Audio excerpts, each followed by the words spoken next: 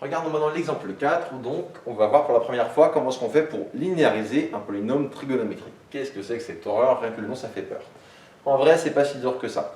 Je vous l'ai déjà dit, mais je vous le répète, ça vous paraît peut-être compliqué les premières, deuxième fois, voire 2-3 premières fois, mais une fois que vous aurez fait l'effort d'essayer de le faire par vous-même, une ou deux fois, vous verrez que c'est pas si méchant que ça ce qu'on va faire ici. Alors pour linéariser un polynôme trigonométrique, on va utiliser les formules d'Euler. Donc je vais commencer par vous démontrer les formules d'Euler, ça se fait en 3 secondes. Comme ça, vous avez un trou de mémoire, il faut les retrouver facilement. Sur quoi ça s'applique les formules d'Euler? En fait, vous savez que exponentielle i θ, sa définition, c'est cosinus θ plus i sinus θ. Si vous regardez aussi exponentielle moins i θ, ça va donner cosinus de θ moins i sinus de θ. Pourquoi cela? Je vous l'explique. En vrai, ça fait cosinus de moins θ, mais comme la fonction cosinus est une fonction paire, cosinus moins θ égale cos θ. En vrai, ça fait sinus moins θ, mais comme la fonction sinus est une fonction impaire, sinus moins θ, ça fait moins sinus θ. D'accord? Et du coup, je regarde ces deux lignes et je vais faire deux choses. Premièrement, je vais les additionner et voir ce que ça donne. Donc j'additionne ces deux lignes. Quand j'additionne ces deux lignes, j'obtiens quoi? J'obtiens que exponentielle i θ plus exponentielle moins i θ, ça vaut cos θ plus cos θ, ça fait 2 cos θ et plus 0. Et donc qu'est-ce que ça me donne? Ça me donne que cosinus θ égale exponentielle i θ plus exponentielle moins i θ sur 2. Et vous avez la première formule d'Euler. Si maintenant, au lieu d'additionner ces deux lignes, je les soustrais, je fais un moins, ça va me donner exponentielle i θ moins exponentielle moins i θ égale cos θ moins cos θ, ça va donner 0. I sinus θ moins et moins plus i sinus θ, ça va donner 2 i sinus θ. Et donc, si je veux isoler mon sinus, ça va me donner sinus θ égale exponentielle i θ moins exponentielle moins i θ sur 2i. Et voilà pour les formules d'Euler. Donc vous voyez qu'elles se retrouvent très très facilement.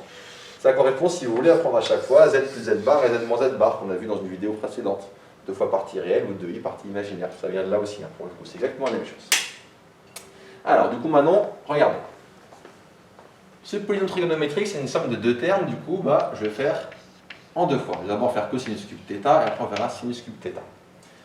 Pour faire cosinus cube θ, j'applique d'abord la formule d'Euler. Pour le cosinus, ça me donne exponentielle i θ plus exponentielle moins i θ sur 2, le tout au cube. Alors ça, je vais pouvoir séparer en deux. Je peux sortir le 2, dire que c'est 1 sur 2 au cube. Et ensuite, développer cette somme-là. Donc là, j'ai un complexe plus un nombre complexe au cube. Comment on fait ça? Pour faire ça, on utilise, je vous rappelle, la formule du binôme de Newton et notamment le triangle de Pascal. Donc regardons le triangle de Pascal, qu'est-ce qu'il donne? Moi, je vais aller jusqu'à 3 parce que j'ai puissance 3. Du coup, je commence par un 1, puis je vous rappelle, la première colonne, c'est que D1, 1. Première colonne, c'est que D1. À chaque fois, j'ai oublié de réexpliquer ici. Pour avoir ce nombre-là, je fais celui-ci plus celui-ci. Donc 1 plus 1, ça fait 2. Et là, celui-ci plus celui-ci, 0 plus 1, ça fait 1. Ensuite, je commence par un 1, 2 et 1, ça fait 3. 1 et 2, ça fait 3. 0 et 1, ça fait 1. Et je m'arrête là parce que, moi, ce que je voulais, je voulais la puissance 3. Donc maintenant, je vais développer ces termes-là. Quand je vais développer, premièrement, je vais avoir quoi? Je vais avoir le premier terme, exponentielle i θ à la puissance 3. Mais en fait, comme j'ai des exponentielles, exponentielle i θ à la puissance 3, je peux dire que c'est directement exponentielle 3 i θ. Puis, donc ça c'était 1 fois ce premier terme à la puissance 3. Plus, coefficient d'après, ça va être 3, donc je vais écrire ici 3, et ensuite je vais avoir ce terme à la puissance 2, et celui-ci à la puissance 1. Donc je diminue la puissance de ce terme, et j'augmente la puissance de celui-ci. Ce terme à la puissance 2, ça va donner exponentielle 2i θ, et celui-ci à la puissance 1, ça va donner exponentielle moins i θ.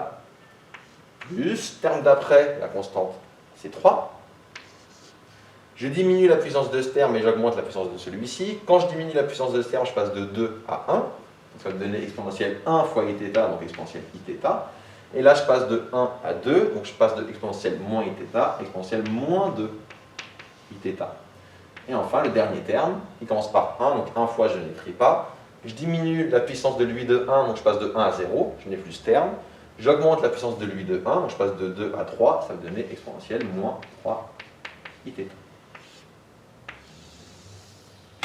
Et du coup, ça termine le développement ici. Qu'est-ce que j'observe maintenant? Ben, je vais calculer. Alors 1 sur 2 au cube, je vais dire que c'est 1 huitième. C'est 2 au cube. Et j'observe que j'ai, alors on va faire une étape intermédiaire. J'ai exponentielle 3 iθ, je réécris, et là je vais avoir 3 exponentielle 2iθ fois exponentielle moins iθ. Comme j'ai un produit d'exponentielle, ça revient à additionner les exposants. Donc je fais 2iθ moins iθ, ça va me faire exponentielle iθ. Plus 3, pareil, j'ai un produit d'exponentielle, ça revient à additionner les exposants. Exponentielle iθ fois exponentielle moins 2iθ, ça fait donc iθ moins 2iθ, ça fait donc moins iθ. Et là je n'ai rien à toucher. Exponentielle moins 3 iθ. Une fois que je suis là, je vais regrouper ensemble les complexes conjugués. Comment on les identifie, les complexes conjugués? Ben là j'ai 3 iθ, là j'ai moins 3 iθ, là j'ai iθ, là j'ai moins iθ. Et ce qui va faire que tout va tout le temps fonctionner, c'est qu'au-delà du fait que vous ayez donc 3, moins 3, 1, moins 1, bah aussi les constantes qui vont être devant vont correspondre. Donc lui, je vais le regrouper avec lui, et lui avec lui, parce que j'ai le 3 ici. Donc regardons, ça va me donner 1 huitième, facteur de exponentielle 3 iθ que je regroupe avec exponentielle moins 3 iθ, et plus 3 facteur de exponentielle iθ plus exponentielle moins iθ. Qu'est-ce que je fais de ça maintenant? Ben maintenant, en fait, je vais regrouper ces termes entre eux. Donc, lui, c'était lui que j'ai regroupé comme ça. Et si je vais tiens, tout vous montrer, ça vient de là. Et en fait, j'observe que exponentielle 3 iθ plus exponentielle moins 3 iθ, ben, si je viens ici, ça correspond à ce que j'ai là, avec θ qui vaut 3 θ. Si vous préférez, je vais mettre des x, tiens. Mettre des x partout pour là, que quand je dis à l'oral, ça ait plus de sens. Ça fait bizarre de dire θ égale 3 θ. Hop, hop, hop, hop.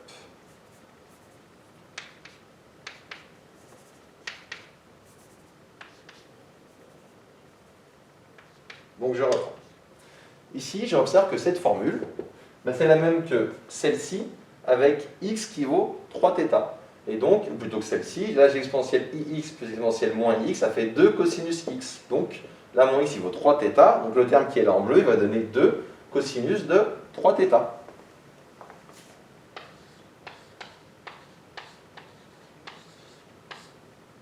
Plus, observons maintenant le terme, celui-ci donc qui venait de lui et qui venait de lui et de lui. Bah pareil, j'observe que ça correspond à cette formule, vu que c'est exponentielle ix plus exponentielle moins ix, avec x qui vaut θ directement, ça fait donc 2 cosinus θ.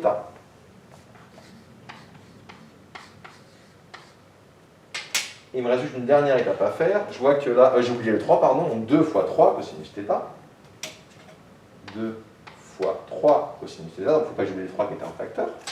Il me reste une dernière étape à faire, c'est que là, je vois que j'ai facteur 2 divisé par 8, je peux donc simplifier. Je peux simplifier tout ça par 2. Donc quand on simplifie par 2, je vais avoir ici 1 quart, au lieu d'avoir 1 huitième. Ça va donc faire 1 quart, je vais me dire, pardon, au lieu d'avoir 1 huitième. Donc 1 quart, facteur de cosinus 3 θ plus 3 cosinus θ. Et ça, c'est donc pour la linéarisation de cosinus θ au cube.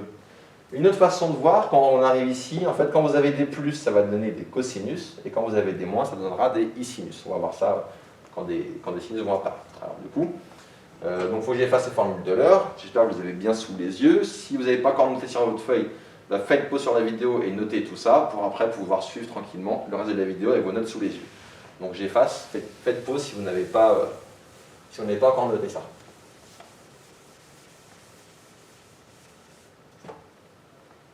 Donc maintenant, je vais m'occuper de sinus cube θ. Si vous avez vos formules sous les yeux, formule de l'heure, sinus θ, ça va donner exponentielle i θ moins exponentielle moins i θ sur 2i, il ne faut pas oublier le i pour les sinus, le tout au cube. Alors je vais sortir le 2i, donc ça fait 1 sur 2i, le tout au cube. Facteur 2. Et je vais faire pareil. Comme c'est puissance 3, j'ai à nouveau mon triangle de Pascal. Mais j'ai une petite nuance ici. Alors la petite nuance, ou bien, bon, je vais vraiment tout vous détailler et vous verrez en fait ce qui va se passer. Donc ça va donner, premièrement, ce terme-là, puissance 3, ça va faire donc l'exponentielle de 3 iθ. Plus, je vais avoir ici le 3, donc le coefficient qui est là, c'est le 3, et je vais avoir du exponentiel iθ au carré, je vais écrire comme ça pour un moment, vous verrez pourquoi, et là je vais avoir du exponentiel de moins iθ puissance 1, donc je laisse comme ça. Plus, terme d'après, ça va être le 3, je vais avoir du exponentiel iθ puissance 1, je passe de 2 à 1, et lui il va être au carré, exponentiel moins iθ puissance 2, et pardon, j'avais oublié quelque chose bien évidemment, donc là mon A c'est exponentiel iθ, et mon B c'est moins exponentiel moins iθ, j'ai oublié le moins là, j'ai oublié le moins ici. Je répète, comme j'avais fait un oubli, là la formule que j'applique, la formule d'Euler, ça va être avec A qui vaut exponentiel iθ, et B qui vaut moins exponentiel moins iθ, parce que dans la formule d'Euler c'est du A plus B, donc là mon B il vaut moins tout ça. Et enfin, il va me rester un dernier terme, plus, la constante pour le dernier terme c'est 1, et je vais avoir moins exponentiel iθ au cube. Et je ferme ma parenthèse. Regardons ce que ça donne. Alors pour moi, le 1 sur 2i au cube, je le sépare en deux, je vais dire que ça fait 1 sur 8 fois i au cube. On verra après ce que vaut i au cube. Exponentielle 3iθ, je ne touche pas. Et regardons ce qu'on a après. Là, je vais avoir 3 fois exponentielle iθ au carré, donc 3 fois exponentielle 2iθ, fois moins exponentielle moins iθ. Donc le plus qui est là, à cause du moins qui est là, il devient un moins. Et fois exponentielle moins iθ, plus 3 fois exponentielle iθ, il est là. Et là, je vais avoir moins 1 au carré, ça fait plus 1, et exponentielle moins iθ au carré, ça fait exponentielle moins 2 iθ. Là, je vais avoir plus moins, alors moins au cube, ça fait moins, et exponentielle iθ au cube, j'ai oublié le moins ici, exponentielle moins iθ au cube, ça fait exponentielle moins 3 iθ. Et je ferme la parenthèse. On poursuit. 1 sur 8 fois i au cube. Que vaut i au cube? En fait, si on regarde ici, mon i, ça fait i, il n'y a pas de question à se poser. I au carré, par définition, c'est moins 1. I au cube, i au cube, c'est i au carré fois i. Sauf que i au carré, ça fait moins 1. Donc moins 1 fois i, ça fait moins i. Donc i au cube, ça fait moins i. Pour être complet, regardons i puissance 4. I puissance 4, ça fait i au carré fois i au carré, si on veut, ça fait donc moins 1 fois moins 1, c'est-à-dire 1. Et du coup, i puissance 5, ça fait i puissance 4 fois i, c'est-à-dire 1 fois i, c'est-à-dire i. Donc vous observez que pour les puissances de i, ça fait i moins 1, moins i 1, et ça reprend i moins 1, moins i 1. Du coup, i au cube, ça fait moins i. Donc moins 1 sur 8i. Je regarde la suite. Exponentielle 3iθ, je vais les regrouper avec moins exponentielle moins 3iθ. Et là, je vais factoriser par ce moins 3 et je vais regarder ce que j'ai. Quand je factorise par moins 3, je vais avoir exponentielle 2iθ fois exponentielle moins iθ, ça fait exponentielle iθ. Et comme j'ai factorisé par moins 3, mon plus va devenir un moins. Et je vais avoir exponentielle iθ fois exponentielle moins 2iθ, ça fait exponentielle moins iθ. Et je ferme la parenthèse. Qu'est-ce que j'obtiens? J'obtiens donc moins 1 sur 8i. Et là, j'ai exponentielle 3iθ, moins exponentielle moins 3iθ. Regardez les formules d'Euler. Comme j'ai un moins au milieu, ça correspond à la formule du sinus. Sinus x avec x qui vaut 3θ. Et donc, comme c'est le sinus, je vais avoir mon sinus 3θ. Mais ce coup-ci, ça ne va pas être fois 2, mais fois 2i. Donc 2i sinus 3θ. Moins 3 fois, là comme j'ai un moins, c'est également la formule du sinus. Mon angle c'est θ, donc ça va donner sinus θ. Mais comme c'est un sinus, ça va pas être 2, mais 2i sinus θ. Je vais faire ma parenthèse. Et là j'observe que j'ai un facteur 2i, et ici j'ai 8i au dénominateur. Comme vous pouvez factoriser par 2i, ça va vous faire 2i sur 8i, et 2i sur 8i va vous rester un quart, avec le moins qui est ici. Donc ça vous donne moins un quart facteur de sinus 3θ moins 3 sinus θ. Au final, pour conclure, vous l'avez à la conclusion dans mon poly, la somme de cos cube θ plus sin cube θ, ça vaut ça, plus ce qu'on a. conclue pas parce que j'ai plus de place sur mon tableau. 2-3 remarques. Première remarque. Au départ, votre sinus cube θ, c'est un nombre réel. Donc forcément, à la fin, il faut que vous ayez également un réel. Du coup, si à la fin, quand vous faites cette calcul, il vous reste du i quelque part, c'est que vous êtes gouré, forcément. Donc si vous reste un i, c'est que vous êtes trompé à la fin du calcul. Il y a un i qui apparaît dans les étapes intermédiaires, mais après, il disparaît. Parce qu'au départ, j'avais un réel, donc à l'arrivée, il faut que j'ai également un réel. Autre remarque, à quoi ça va servir tout ça? En fait, si je vous demande de calculer la primitive de cette fonction, écrit comme ça, honnêtement, pas possible. Écrit comme ça, on verra au semestre suivant que c'est très simple. Et écrit comme ça, on verra au semestre suivant que c'est très simple. Donc j'imagine que pour le moment, ça va vous paraître abstrait. En plus, comme c'est une vidéo, vous ne pouvez même pas me poser de questions pour essayer d'éclaircir tout ça. Néanmoins, je vous invite à essayer de bien comprendre ça à tête reposée. Et bien évidemment, on va refaire des exemples en TD. Et en TD, vous pourrez me poser les questions pour bien comprendre ça. Mais je vous demande juste, rendez-moi un service, on va dire, faites-moi une faveur.